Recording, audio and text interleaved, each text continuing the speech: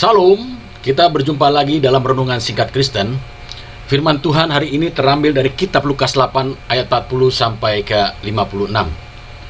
Hari ini firman Tuhan terambil dari kitab Lukas pasalnya ke-8 ayat 40 sampai yang ke-56.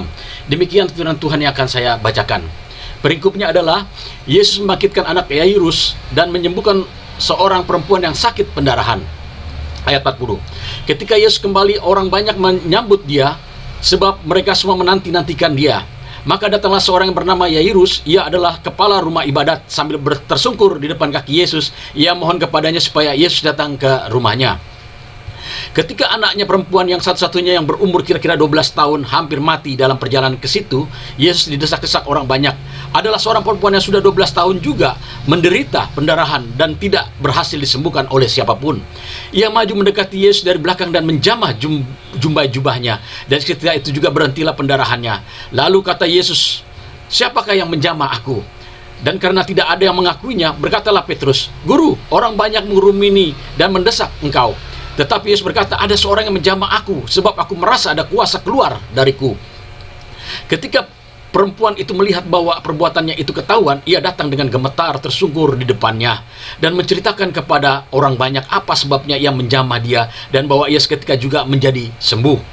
Maka katanya kepada perempuan itu, "Hai anakku, imanmu telah menyelamatkan engkau. Pergilah dengan selamat." Ketika Yesus masih berbicara, datanglah seorang dari keluarga kepala rumah ibadat itu dan berkata, "Anakmu sudah mati, jangan ada lagi engkau menyusahkan guru." Tetapi Yesus mendengar dan berkata kepada Yairus, "Jangan takut, percayalah saja dan anakmu akan selamat." Ayat 51, setibanya di rumah Yairus, Yesus tidak memperbolehkan seorang pun ikut masuk dengan dia kecuali Petrus, Yohanes, dan Yakobus dan ayah anak itu serta ibunya. Semua orang menangis dan meratapi anak itu. Akan tetapi Yesus berkata, "Jangan menangis, ia tidak mati, tetapi ia tidur." Mereka telah mentertawakan dia karena mereka tahu bahwa anak itu telah mati. Lalu Yesus memegang tangan anak itu dan berseru katanya, "Hai anak, bangunlah." Maka kembalilah roh anak itu dan seketika itu juga ia bangkit, berdiri. Lalu Yesus menyuruh mereka memberi anak itu makan. Dan tajublah orang tua anak itu, tetapi Yesus melarang mereka memberitahukan kepada siapapun juga apa yang terjadi. Amin. Berbahagialah orang yang merenungkan firman Tuhan serta melakukannya. Hari ini kita berbicara soal kesembuhan ilahi yang Yesus lakukan secara luar biasa kepada Yairus yang memiliki anak yang 12 tahun dan dinyatakan sudah mati. Namun di tengah jalan dia dijamah jubah-jubahnya oleh seorang yang 12 tahun mengalami sakit pendarahan. Bapak Ibu sekalian, apa saja yang dapat kita renungkan untuk memperoleh kesembuhan ilahi yang Yesus berikan kepada kita, yang telah diberikannya nama di atas segala nama dan penuh kuasa dan mukjizat, bahwa dia adalah Allah sendiri, dia adalah Tuhan yang penyembuh kita. Dia adalah El Shaddai, dia adalah Elohim, dia adalah Allah yang memberkati kita, dia adalah Allah segala-galanya bagi kita. Yang pertama dikatakan Yairus adalah ayat yang 5. Yairus adalah kepala rumah ibadat. Ia tersungkur di bawah kaki Yesus dan memohon kepada Yesus untuk dapat menyembuhkan anaknya yang menderita sakit. Bapak Ibu sekalian, di ayat 40 dikatakan gini, ketika Yesus kembali, orang banyak menyambut dia sebab mereka semua menanti-nantikan dia. 41, maka datanglah seorang yang bernama Yairus. Ia adalah seorang kepala rumah ibadat. Sambil tersungkur di depan kaki Yesus, ia mohon kepadanya supaya Yesus datang ke rumahnya karena anaknya perempuan yang satu-satunya yang berumur kira-kira 12 tahun hampir mati. Bapak Ibu sekalian, Yairus adalah seorang kepala rumah ibadat. Dia adalah seorang pemimpin ibadah. Tetapi dia tahu bahwa Yesus adalah penyembuh, bahwa Yesus adalah Tuhan penyembuh. Sebab itu dia tersungkur, dia merendahkan hati, dan dikatakan bahwa dia tersungkur di bawah kaki Yesus. Dia memohon kepada Yesus. Adalah yang pertama, kalau kita mau memiliki kesembuhan, kita harus tersungkur, berendah hati. Sebab Tuhan begitu punya banyak cara untuk menyembuhkan. Tetapi yang terpenting adalah sikap hati kita. Ketika kita mendengarkan firman-Nya, itulah yang sangat menentukan apakah kita disembuhkan, ataukah kita diselamatkan, ataukah kita dipulihkan. Sikap hati terhadap firman merupakan bagian terpenting untuk mengalami kesembuhan. Jangan pernah peduli siapa pemberi firman, tetapi berilah perhatian terhadap yang disampaikan firman Tuhan oleh hamba-hamba Tuhan. Karena lewat firman itulah yang mengalir di kehidupan kita. Ketika dia mengalir, maka itu akan menjadi kekuatan yang dasar di kehidupan kita. Sekarang bila kita percaya Ia akan menyembuhkan kita, Dia akan mengangkat segala penyakit kita. Dia akan menyembuhkan secara total penyakit kita. Asal kita yang pertama mau berserah dan bersandar bahwa hati kita kepada Dia. Amsal 3 dikatakan, Bapak Ibu sekalian, saya bacakan Amsal 3 tentang hati, dikatakan begini: "Hai anakku, janganlah engkau melupakan ajaranku, dan biarlah hatimu memelihara perintahku.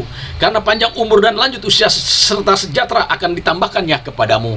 Janganlah kiranya kasih dan setia meninggalkan engkau. Kalungkanlah itu pada lehermu dan tuliskanlah itu pada loh hatimu. Maka engkau akan mendapatkan kasih dan pengharapan dalam pandangan Allah serta manusia. Percayalah kepada Tuhan dengan segenap hatimu dan bersandar kepada pengertianmu sendiri. Akuilah di dalam segala aku, maka Dia akan meluruskan jalanmu. Janganlah menganggap engkau sendiri bijak. Takutlah akan Tuhan dan jauhilah kejahatan. Itulah akan menyembuhkan tubuhmu dan menyegarkan tulang-tulangmu." Kitab Amsal mengatakan, Salomo yang begitu hikmat sangat luar biasa, dia mengatakan hati ini menentukan atas perkenanan Tuhan. Roma 8 ayat 28 dikatakan, "Tidak tahukah tubuhmu bahwa Roh Allah berdiam dan Roh Allah tinggal di tempat hatimu yang kudus itu." Sebab itu Tuhan Yesus berkata, apa yang keluar dari hati itu bisa baik dan bisa jahat. Karena dari hati akan keluar pikiran, dan pikiran akan mengeluarkan perkataan, dan perkataan akan mengeluarkan sikap dan perilaku kita. Jadi hati ini kita harus menjaga supaya kita diberikan kepada Tuhan, supaya kita diberikan kuasa dan anugerah Tuhan. Sebab itu hati kita rendahkan seperti Yairus. Yairus merendahkan hatinya kepada Tuhan, dia tersungkur di bawah kaki Tuhan dan memohon kepadanya bahwa anaknya yang kira-kira 12 tahun nyaris mati. Tetapi Alkitab mengatakan bahwa anaknya pun telah mati. Namun di tengah jalan, ketika Tuhan Yesus melihat Yairus untuk disembuhkan anaknya, maka tergeraklah hatinya. Berangkatlah mereka dengan murid-muridnya untuk ke rumah Yairus. Namun di perjalanan, di tengah jalan, ternyata ada seorang gadis, seorang perempuan yang mengalami pendarahan 12 tahun. Alkitab mengatakan sudah harta emas, harta bendanya dijual untuk mengobati, tetapi tidak ada satupun yang dapat menyembuhkannya. Bahkan pendarahannya makin jadi-jadi saja. Namun saat Tuhan Yesus hendak ke rumah Yairus, seorang kepala rumah ibadat ini, untuk menyembuhkan anaknya yang hampir mati, dia datang. Dia memiliki hati yang rendah. Dia datang kepada Tuhan dan menjamah jubai. Dia katakan, asalku jamah jubainya, hatinya itu memiliki iman yang kuat untuk disembuhkan. Maka apa yang terjadi? Tuhan Yesus berkata, siapa yang menjamah jubai-jubaiku? Lalu Petrus mengatakan, Tuhan, kita tidak tahu, karena begitu banyak yang ikut engkau, karena begitu banyak orang yang ada dekat engkau, kami tidak tahu saya menjamah. Karena kata Tuhan Yesus, ada yang keluar dariku suatu kuasa mujizat. Jadi kuasa mujizat kesembuhan itu datang dari Tuhan Yesus, tidak ada yang lain lagi. Kuasa kebangkitan pun dari Tuhan Yesus, tidak ada yang lain lagi. Dan saat itu terjadi apa? Anak yang 12 tahun yang menderita pendarahan itu, dia datang kepada Tuhan Yesus dan berkata, Tuhan, inilah aku. Karena aku meyakini bahwa aku dapat disembuhkan asal menjamah jubahmu. Maka Tuhan Yesus berkata, dikatakan tadi, sesuai dengan imanmu jadilah, maka terjadilah kesembuhan. Jadi Bapak Ibu sekalian, Tuhan Yesus dalam kitab Matius 28 ayat 18, Tuhan Yesus berkata, kepadaku telah diberikan kuasa di surga dan di bumi. Dan kitab Ibrani 13:8 mengatakan bahwa Yesus tetap sama dulu, sekarang, sampai selamanya. Sebab itu Tuhan Yesus berkata dalam firman-Nya, kita harus mengaminkan firman-Nya. Karena dalam imannya itu, dalam iman kita beriman dengan firman-Nya, maka apa saja yang kita minta, maka akan diberikannya. Tetapi sesuai dengan kehendak Allah Bapa. Tuhan Yesus berkata, mintalah akan diberi, ketuk pintu akan dibukakan, cari akan mendapatkan. Kita harus mengaminkan firman Tuhan yang berkata, marilah kepadaku yang letih seberat berat, aku akan berikan kelegaan. Tuhan Yesus berkata juga bahwa dia datang ke dunia ini bukan mencari orang benar, Tapi dia mencari orang yang berdosa, mencari orang-orang yang perlu disembuhkan, mencari orang yang perlu diselamatkan, mencari orang yang miskin yang diperkaya. Karena kekayaan dia sebagai Tuhan, dia jatuh miskin. Karena apa? Karena dia nebus kita dengan darah yang tertumpah di Bukit Golgota. Kita harus mengingat 2000 tahun yang lalu peristiwa Kalpari, bahwa dia telah menebus kita. Itulah sebabnya dia korbankan dirinya, dia turun ke dunia ini untuk menyelamatkan kita yang percaya. Dan kita menjadi imamat rajani, bangsa yang kudus, milik kepunyaan Bapa surgawi. Yang kedua dikatakan ayat yang 43, adalah seorang perempuan yang sudah 12 tahun menderita pendarahan yang tidak berhasil disembuhkan oleh siapapun. Ia maju mendekati Yesus dari belakang dan menjamah jubah-jubahnya, dan seketika itu berhentilah pendarahannya. Lalu kata Yesus, siapakah yang menjamah aku? Dan karena tidak ada yang mengakuinya, berkata Petrus, Guru, orang banyak mengurumuni engkau dan mendesak engkau. Tapi Yesus berkata, ada seorang menjamah aku, sebab aku merasa ada kuasa keluar dariku. Ketika perempuan itu melihat bahwa perbuatan itu ketahuan, ia datang dan gemetar tersungkur di depannya dan menceritakan kepada orang banyak apa sebabnya menjamah, dan bahwa ia seketika juga menjadi sembuh. Maka kata Tuhan Yesus kepada perempuan itu, hai anakku, imanmu telah menyelamatkan engkau, pergilah dengan selamat. Jadi yang pertama adalah kita memiliki sikap hati yang rendah. Yang kedua, kita harus beriman untuk dapat disembuhkan. Kita harus percaya bahwa kuasa Yesus itu tetap sudah sama dulu, sekarang, sampai selamanya. Dan dalam kuasa namanya itu ada terjadi mukjizat.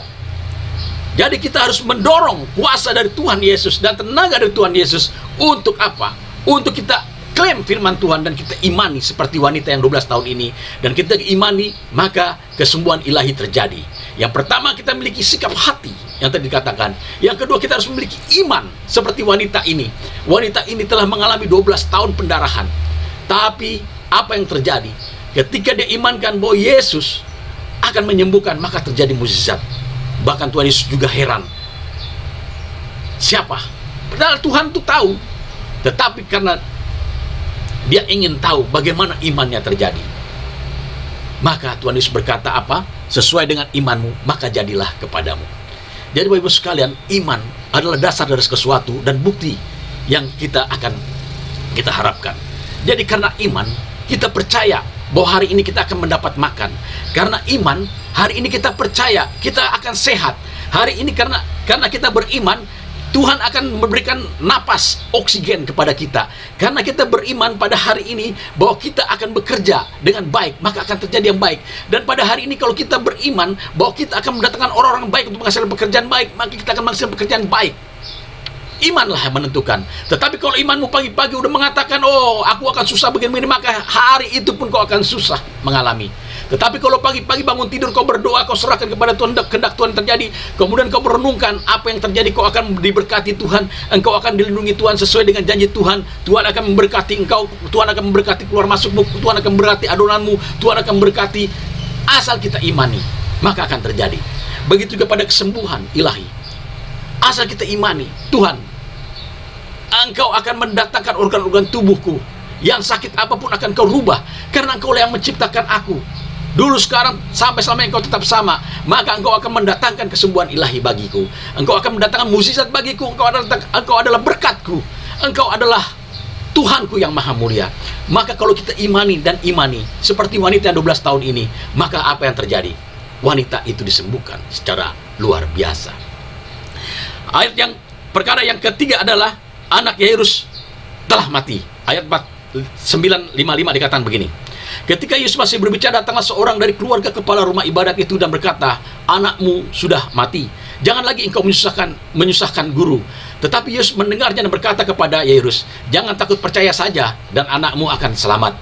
Setibanya di rumah Yairus, Yesus tidak memperbolehkan seorang pun ikut masuk dengan dia kecuali Petrus, Yohanes, dan Yakobus, dan ayah, anak, dan serta ibunya. Semua orang menangis dan meratapi anak itu. Akan tetapi Tuhan Yesus berkata, jangan menangis, ia tidak akan mati, tetapi ia tidur. Lalu mereka mentertawakan dia karena mereka tahu bahwa anak itu telah mati. Lalu Yesus memegang tangan anak itu dan berseru kepadanya, hai anak, bangunlah. Maka kembalilah roh anak itu, dan seketika itu juga ia bangkit berdiri. Lalu Yesus menyuruh mereka memberi anak itu makan. Bahwa Yesus adalah Alfa dan Omega, bahwa Yesus adalah dengan Bapa adalah satu, bahwa Yesus dengan Roh Kudus adalah satu. Sebab itu mereka adalah satu. bahwa dia adalah pencipta langit, bumi, alam semesta. Dialah Allah yang hidup, Allah yang menghidupkan. Maka apa yang terjadi ketika Tuhan Yesus datang ke rumah Yairus, orang-orang situ sudah menangis karena tidak ada nafasnya lagi anak itu, dan sudah diperiksa bahwa anak itu telah mati. Tetapi apa yang terjadi? Tuhan Yesus dengan Yakobus dan Yohanes masuk ke dalam dengan orang tuanya, bapak dan anaknya. Yairus pun ikut hadir. Tuhan Yesus berkata bahwa anak itu akan tidak mati, melainkan tidur. Namun orang-orang di situ pada tertawakan dia. Orang-orang di situ tidak mengerti bahwa dia adalah Tuhan, bahwa dialah menciptakan manusia, bahwa dialah yang membentuk manusia itu. Bagaimana manusia itu terjadi, bagaimana manusia itu dibentuknya oleh dia. Maka dia masuk ke ruangan, ke dalam itu, dan dia berkata, "Hai anak, bangunlah." Dan seketika itu dikatakan pada ayat yang ke-55, maka kembalilah roh anak itu, dan seketika juga ia bangkit berdiri. Lalu Yesus menyuruh mereka memberi anak itu makan. Roh itu kembali. Jadi dialah Allah Abraham, Allah Ishak, Allah Yakub, Allah orang yang hidup, bukan orang yang mati. Sebab itu dia berkata, "Akulah Tuhan, akulah Alfa dan Omega." Sesuai yang dikatakan dalam kitab Yohanes bahwa dia dengan Bapa bersatu. Kita tahu Bapa surgawi adalah roh. Allah Bapa itu adalah roh. Dan Tuhan Yesus adalah bentuk manusia yang 100%. Karena dia mau tahu penderitaan manusia itu bagaimana. Kalau bicara bentuk Tuhan, dari dulu pun sudah dinyatakan Tuhan itu menyerupai seperti manusia dalam kitab Perjanjian Lama. Yakub ketika didatangkan oleh Tuhan, dia berbentuk manusia. Dan bahkan Tuhan memukul panggul Yakub, sehingga Yakub menamai tempat itu adalah Betel. Dan dia melihat bagaimana malaikat Tuhan turun naik dari tangga, dari bumi dan ke surga. Abraham ketika menghadapi untuk penghakiman Sodom dan Gomora, dan di sana ada keponakannya Lot, Tuhan itu bentuk manusia juga. Dia berkata apa? Abraham, "Tuhan, jika ada 50 orang di Sodom dan Gomora, apakah engkau akan menghanguskannya semua, menghancur meluluh-lantahkannya, sedangkan mereka berkenan kepadamu?" Tetapi Tuhan berkata apa? Tidak ada 50. Kalau ada 40, tidak ada 40. Kalau ada 20, tidak ada 20. Kalau ada 10, tidak ada. Hanya keluarga Lot saja yang mengenal Tuhan di Sodom dan Gomora. Ada komunikasi dengan Tuhan. Itulah maka disebut Tuhan juga 100% bentuk manusia. Akhirnya apa yang terjadi? Sodom dan Gomora itu dimusnahkan oleh Tuhan. Dan pada kitab Kejadian pertama dikatakan kita menciptakan manusia serupa dan gambarnya. Berarti apa? Serupa dan gambarnya. Kita ada tubuh dan jiwa dan roh. Tuhan juga begitu, ada tubuh dan jiwa dan roh.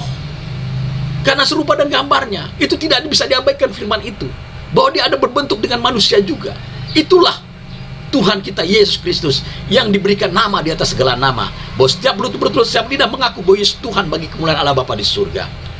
Bapak Ibu sekalian, Yairus bersyukur bahwa dia tidak salah, memohon kepada Tuhan dengan kerendahan hati, dan dia beriman kepada Tuhan bahwa Tuhan akan menyembuhkan.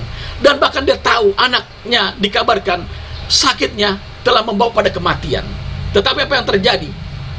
Dia tidak ragu lagi. Dia masuk ke ruangan kamar dan dia bersama dengan Yesus. Dan apa yang terjadi? Tuhan Yesus mengembalikan rohnya anak itu dan memberi dia makan.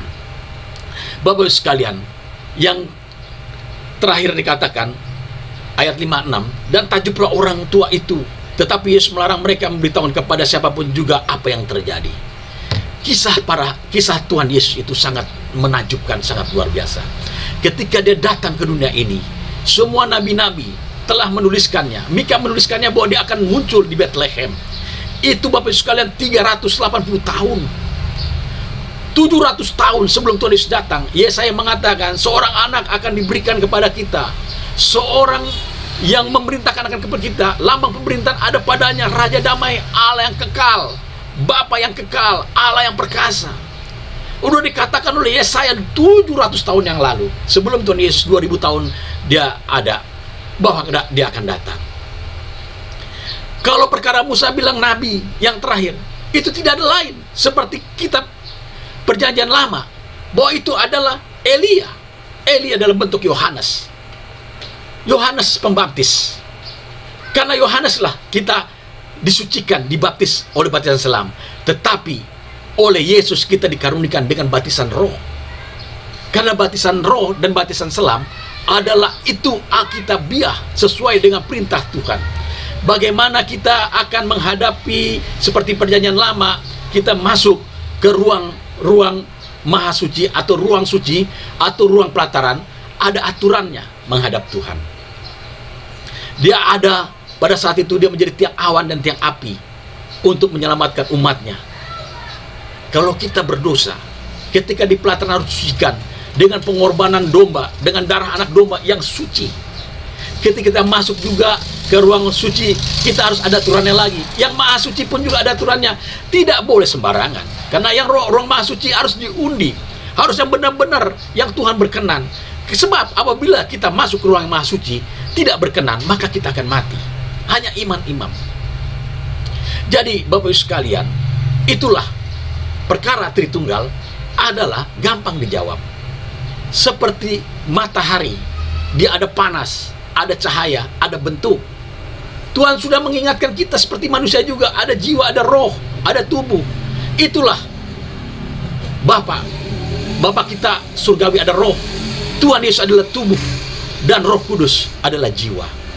Roh Kudus itu ada kepada kita, dia diberikan pada kita pada saat sekarang sampai kesudahannya zaman, sampai pemulihannya. Bapak Ibu sekalian, kalau kita akan menerima ke semua nilai, kita harus imani bahwa Yesus telah terlebih besar dalam hidup kita. Kita memiliki ketajuban akan Dia. Yang pertama, kita harus memiliki kerendahan hati, sikap kita untuk diampuni segala dosa, untuk dapat Tuhan menjamah kita disembuhkan. Yang kedua, kita beriman bahwa di dalam nama Yesus ada kuasa, ada mukjizat. Dia akan menyembuhkan kita. Dan kemudian kita harus percaya kepada Dia. Seperti Yairus, dia percaya walaupun dikatakan anaknya telah mati, dia percaya bahwa Yesus ini tidak salah.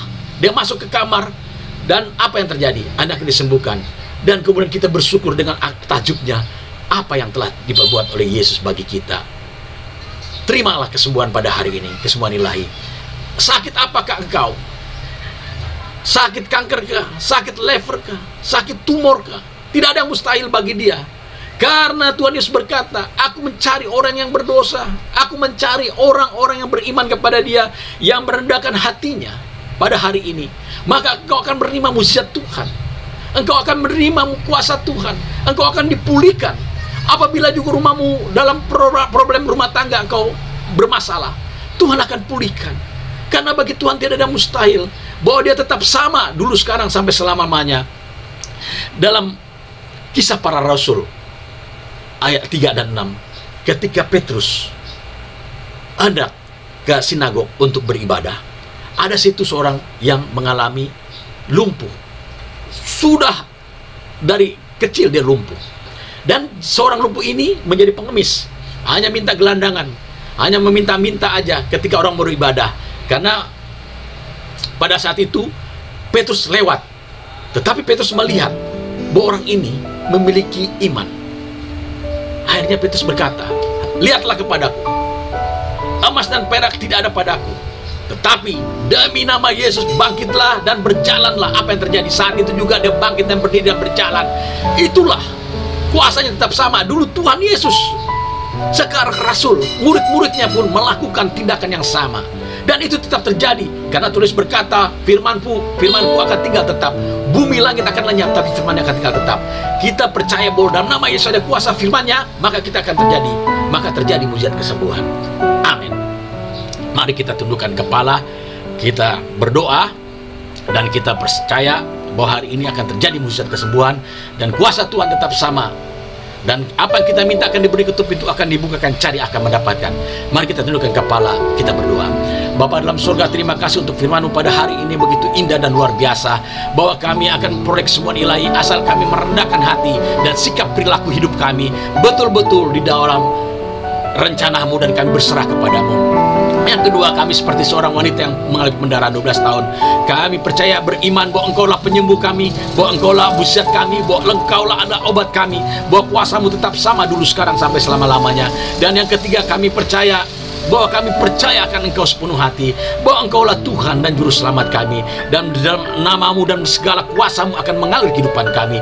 Dan yang keempat adalah kami bersyukur hari ini Bapa dalam sorga, jika ada yang sakit kanker, lever, tumor, sakit apapun juga, marilah kita taruh tangan kita di atas dan kita percaya kepada Tuhan, maka dalam nama Yesus Kristus, dalam nama Yesus, oleh virus kami disembuhkan, dalam nama Yesus mujizat terjadi dan kuasa Tuhan mengalir, dan Engkau akan menerima kesembuhan hari ini, dan Kau telah menerima kesembuhan dalam nama Yesus, dan kami memperoleh kesembuhan dalam nama Yesus. Bapak dalam surga, kami juga berdoa untuk pergumulan, beban masalah, beban jodoh, beban rumah tangga, pergumulan lain Tuhan, masa depan, pekerjaan, dalam nama Yesus. Karena firman berkata, mintalah akan diberi, ketuk itu akan dibukakan, cari akan mendapatkan. Dan kami klaim firman-Mu bahwa Engkau akan bukakan jalan kelepasan, kelegaan, damai, sejahtera, dan anugerah Tuhan menyertai kehidupan kami. Tuhan akan memberkati, rezeki akan melimpah kehidupan kami, dan hari ini Tuhan akan memberkati kehidupan kami. Tutup bungkus kami dengan darah yang kudus. Bapa dalam surga, kami juga berdoa untuk gereja-gereja di seluruh Indonesia, baik itu dari Sabang sampai Merauke dan Niangas dari Rote. Berkati Tuhan pertemuan-pertemuan gereja di seluruh Indonesia ini. Berkati program gereja untuk ibadah umum, remaja, pemuda, sekolah minggu, kebaktian retret, kebaktian padang, kebaktian online, kebaktian onset, dan ibadah tetap muka, dan ibadah apapun juga. Mari Tuhan, biarlah nama-Mu dipuji dan dimuliakan. Berkati umat-Mu, berkati hamba-hamba Tuhan, berkati para pelayan Tuhan. Bapa, pada akhirnya kami juga berdoa untuk bangsa negara Indonesia ini. Berkati pimpinan kami yang tertinggi, presiden, wakil presiden, para menteri, gubernur, wali kota, bupati, camat, RT, RW, lurah, sampai kepala desa di setiap lingkungan kami. Tuhan, Kau berkati, berikan hikmat, marifat, dan salam Indonesia, damai, sejahtera Allah menyertai kehidupan mereka. Dan pada akhirnya Tuhan, biarlah Tuhan firman digenapi, bahwa Injil diberitakan dari Yerusalem, Yudea, Samaria, sampai ke ujung dunia, bahwa setiap lutut berlutut, setiap lidah mengaku bahwa Yesus Tuhan, bagi kemuliaan Allah Bapa di surga. Bagimu segala puji, hormat, dan syukur. Di dalam nama Tuhan Yesus kami berdoa dan mencap sukaria. Amin. Tuhan memberkati.